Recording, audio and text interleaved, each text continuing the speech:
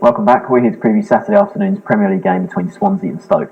Matt, we'll start with Swansea. Last time out, went to Newcastle and quite an impressive win. Yeah, it was an impressive win. Like I say, Newcastle poor form, but to go to St James's Park and win is obviously always impressive. Until obviously, especially if they went 1-0 down, poor from Swansea's point of view. The first goal on Matt, takes it into Perez's path, and to finish from there. And Newcastle might be thinking, this is our day that we record 3 points, long overdue 3 points. But Swansea came back. It was a good header.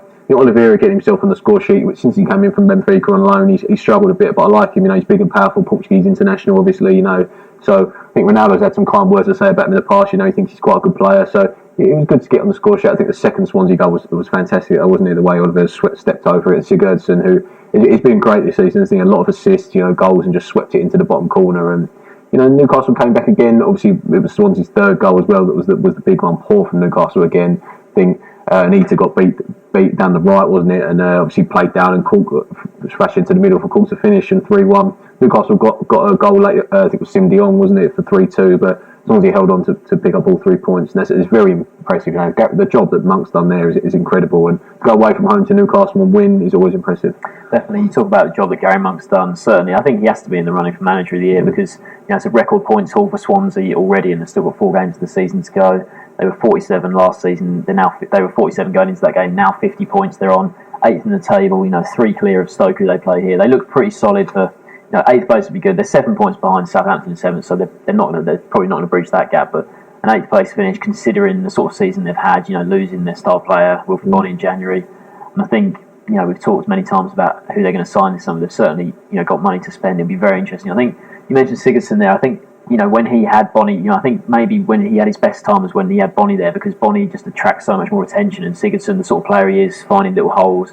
When sort of Bonnie's attracting, say, maybe 2 defenders, it just gives a player like Sigurdsson more space. And when you give him time and space, he's got a wicked shot on him, a very good finisher, like we saw in that Newcastle game. So if they can sign a striker, maybe similar sort of presence that I've seen them link with Rudy Gestede, the Blackburn player, who's had a brilliant season in the Championship this year. He's a beast in the air, probably the best sort of header and aerial striker I've watched in a good few years. He wins so many headers, and he's the sort of player that, like I talked about, that could command a lot of attention and maybe give, the likes of Sigurdsson a lot more room. So it'd be interesting to see where they go this summer. But I think Gestede, if they went for him, would be a very good signing.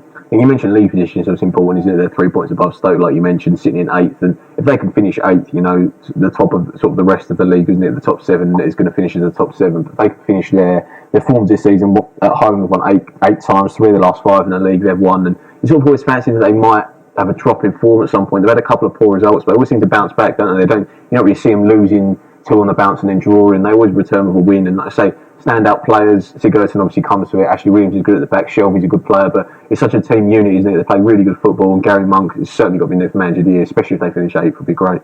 Definitely, yeah. Moving on to Stoke now. Last time out, hosted Sunderland. One of the sides below them, in the relegation scrap, Sunderland. And I think they would have wanted to, probably win that game, but worst possible start. It was a terrible start from them. Poor mistake from Begovic. He should have been able to sort of, smother that cross, but he let it bounce just away. Connor Wickham nicks in. The deflection, sort of the ricochet went Wickham's way.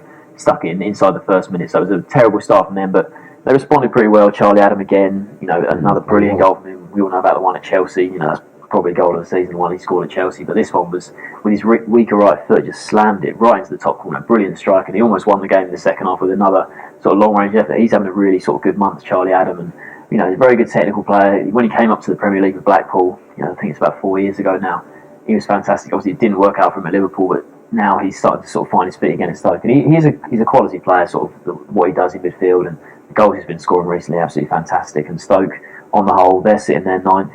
They've had a really good season as well. They've had a good season, but I think you mentioned it a few weeks ago. They need to be a bit careful. They don't sort of tail off. I think they only won one of their last 6 in the league, and got some tough games left. I think Spurs and Liverpool, they play both at home, and home form's been okay, but it's not been what you usually expect for Stoke. And they obviously go to Burnley last game of the season. Burnley could be down at that point, so it would be a lot of a different game. Burnley still, even if they are down, they'd be keen to sort of put a good show on for their fans. And I say it's not been great in terms of last season. They finished 9th on 50 points. They've got 47 points now, so you'd fancy them to better that, or you fancy them to do that there. But if they don't win here and they lose a couple of the next games, and it might turn into a little bit of a sour end to the season. But, you look at the job that he's done, and they're in that battle with Swansea for 8th, probably going to finish above West Ham. West Ham are not in great form, so if they finish 9th, then, they can be pretty pleased with that. Yeah, I think that sort of the top half finish will be what Mark Hughes definitely wants. You look at the table now, Stoke 47, Everton 44, West Ham 44, Palace 42. So they could drop as low as 12th if you look at it if they don't have a great end to the season. But